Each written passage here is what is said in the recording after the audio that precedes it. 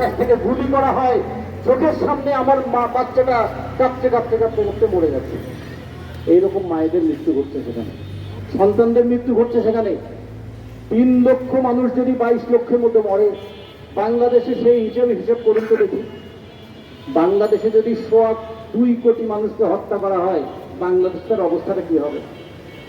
এই গাজায় মৃতদেহ দাফন করার আর জায়গা নেই। সেই গাজার পাশে গোটা পৃথিবীর মানবাধিকার কর্মীরা দাঁড়িয়েছে। দুটো জিনিস এখানে খেয়াল রাখবেন, কোনো মুসলমান রাষ্ট্র দাঁড়ায় নাই, সৌদি আরব দাঁড়ায় নাই, কুয়েত দাঁড়ায় নাই, কাতার দাঁড়ায় নাই। 8টা মুসলমান রাষ্ট্র ট্রাম্পের 20 দফাকে সমর্থন করেছে। দাঁড়িয়েছে তারা ইউরোপের মানবাধিকার কর্মীরা, এমনকি বাংলাদেশের একজন মানবাধিকার কর্মীও সেখানে যুক্ত হয়েছেন। 44টা ফ্লোটিলা, মানে ছোট ছোট জাহাজ, ফ্লোটিলা বলতে ছোট জাহাজ, সেই জাহাজে 40টা দেশের 500 জন প্রতিনিধি রওনা দিয়েছেন কিছু খাদ্য কিছু পানীয় নিয়ে তাদের পাশে দাঁড়াবেন। যে মানুষগুলো গত 7 মাস ধরে ভালো খাবার তো দূরের কথা, রুটি তো দূরের কথা, মাটিকে পুড়িয়ে সেই মাটি সন্তানের মুখে দিয়ে মা বলছে, বাবারে এইটা অন্তত খা। সন্তান বলছে যদি গিলবো, মা পানি কোথায়, পানির লাইন বন্ধ। সেই রকম একটা জায়গায় তারা খাদ্য এবং পানীয় আর ওষুধ নিয়ে যেতে চেয়েছিলেন। ইসরায়েল তাদেরকে আটকে দিয়েছে। আটকে দিয়ে ইতিমধ্যে সকালের খবর অনুযায়ী 450 জনকে অ্যারেস্ট করা হয়েছে। 500 জন রওনা দিয়েছিলেন, 450 জন অ্যারেস্ট। যে 44টা জাহাজ, তার মধ্যে 43টা জাহাজকে আটক করে ফেলেছে। একটা জাহাজ এখন পর্যন্ত আছে, সে বলছে আমরা যাবো না, দেখি কি হয়। মানুষের পাশে মানুষ দাঁড়িয়েছে, মানুষের পাশে মানবতা দাঁড়িয়েছে। আর ইসরায়েলি আক্রমণের বিরুদ্ধে আজকে মিছিল হচ্ছে সর্বত্র, গোটা ইউরোপ জুড়ে। আমেরিকার ছাত্ররা পর্যন্ত রাস্তায় নেমেছে। তাহলে এই বর্বরতার পাশে যে দাঁড়াবে সেও বর্বর। গাজা এখন একটা পরীক্ষা কেন্দ্র, ওইখানে পরীক্ষা হবে তুমি কি মানবতার পক্ষে দাঁড়াবে নাকি তুমি বর্বরতার পক্ষে দাঁড়াবে। গোটা পৃথিবীর মানুষ মানবতার পক্ষে দাঁড়াতে চেয়েছে।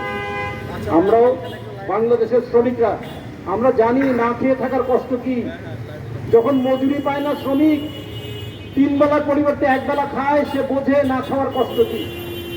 এই শ্রমিক যখন মজুরির দাবিতে আন্দোলন করে, বুক ভেঙে যায় বন্দুকের গুলিতে, ওই শ্রমিক বোঝে যে জীবন দেওয়ার মানেটা কি। ফলে সেই শ্রমিকরা আজকে আমরা দাঁড়িয়েছি গাজাবাসীর পক্ষে। 1948 সালে যেই দিন ইসরায়েল নামক রাষ্ট্রটা আনুষ্ঠানিকভাবে ঘোষণা করা হলো, ওই একই দিনে ওই প্যালেস্টাইন থেকে 7 লক্ষ মানুষকে তাড়িয়ে দেওয়া হয়েছিল। ওরা বলছেন সেটাকে নাগবা, মানে মহা বিপর্যয়। আজকে যে শিশুটা বেঁচে থাকলে তার বয়স 77 বছর হতো, প্যালেস্টাইনে 77 বছর বয়সী কোনো মানুষ নেই। 77 বছর যদি হতো, তাহলে এই 77 বছর ধরে তারা দেখতো প্রতিদিন কি ভয়াবহ দুর্যোগ নাগবা নামিয়ে নেওয়া হয়েছে তাদের উপরে। সেই নাগবায় মানুষ মরছে না, মরছে মনুষ্যত্ব। মানুষ মরছে না, মরছে মানুষের বিবেক। আমরা তাদের পাশে দাঁড়িয়েছি। একদিন সোভিয়েত ইউনিয়ন প্যালেস্টাইনের পক্ষে দাঁড়িয়েছিল, গোটা পৃথিবীর বামপন্থীরা প্যালেস্টাইনের পক্ষে দাঁড়িয়েছিল, world federation of trade union তাদের পক্ষে দাঁড়িয়েছিল। আজকে গোটা দুনিয়ার সমস্ত শ্রমিকরাই তাদের পাশে দাঁড়িয়েছে। আজকে দেখুন, এখন মানুষ দাঁড়াচ্ছে মানুষের পাশে, আর অমানুষরা তারা দাঁড়াচ্ছে আমেরিকার পাশে, তারা থাকছে ইসরায়েলের পাশে। পাশাপাশি মধ্যপ্রাচ্যের দেশগুলোর টাকার অভাব নাই, তেলের অভাব নাই, তাদের এত প্রাকৃতিক সম্পদ, 2টা পয়সা দিয়ে সহযোগিতা করেছে। এমন একটা দেশের নাম বলতে পারবেন? বলতে পারবেন? ওখানে গিয়েছে একটা বাচ্চা মেয়ে, গ্রেটা থুনবার্গ। কি আছে তার বুকের মধ্যে ভালোবাসা আছে, সেই ভালোবাসা নিয়ে তার পাশে এসে দাঁড়িয়েছে। তাহলে আমরা মনে করি এর মধ্য দিয়ে পরিষ্কার হয়ে গেল, সাম্প্রদায়িকতা দিয়ে কোনোদিন মানবাধিকার রক্ষা হয় না।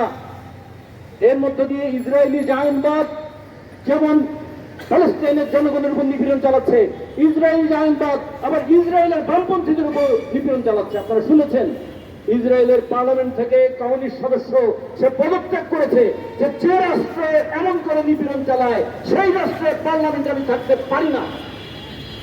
ফলে আজকে আমরা গোটা দুনিয়াতে লড়ছি, আজকে আমরা লড়ছি মানবতার পক্ষে। বাংলাদেশ থেকেও আমরা লড়ছি। আমরা বাংলাদেশের শ্রমজীবী মানুষের পক্ষ থেকে গোটা দুনিয়ার শ্রমজীবী মানুষের সঙ্গে একাত্মতা ঘোষণা করেছি। আমরা ঘোষণা করেছি সলিডারিটি উইথ গাজা। আর আমরা সলিডারিটি উইথ ফ্লোটিলা। যারা যাচ্ছেন এত সাহস নিয়ে ঝড় অতিক্রম করে সমুদ্রের মধ্যে ভাসতে ভাসতে ছোট্ট ছোট্ট জাহাজগুলো যাচ্ছে, ওখানে জল কামান দিয়ে তাদেরকে ভিজিয়ে দেওয়া হচ্ছে, একদিকে ঝড় আর একদিকে পানিতে ভিজে ঠান্ডায় এই কাঁপতে কাঁপতে ওই মানুষগুলো যাচ্ছে যে গাজার পাশে গিয়ে দাঁড়াবেন, গাজার মানুষের পাশে গিয়ে দাঁড়াবেন। আমরা যদি তাদের পাশে না দাঁড়াই, আমরা মানুষ হিসেবে নিজেদেরকে পরিচিত হতে দিতে পারি না। ফলে যদি মনুষ্যত্বের দাবি নিয়ে দাঁড়াই, আজকে গাজাবাসীর পক্ষে দাঁড়াতে হবে। মনুষ্যত্বের দাবি নিয়ে যদি দাঁড়াই, তাহলে ফ্লোটিলায় যারা দিয়েছেন তাদের পাশে দাঁড়াতে হবে। মনুষ্যত্বের মর্যাদা যদি রক্ষা করতে হয়, মার্কিন সাম্রাজ্যবাদ, ওই ইসরায়েলি জায়নবাদ, তাদের বিরুদ্ধে আমাদের লড়াই করতে হবে। এবং আজকে শ্রমজীবী মানুষ সেই মনুষ্যত্বের দাবি নিয়ে লড়াই করছে। আজকে এই সংক্ষিপ্ত সমাবেশে আপনাদের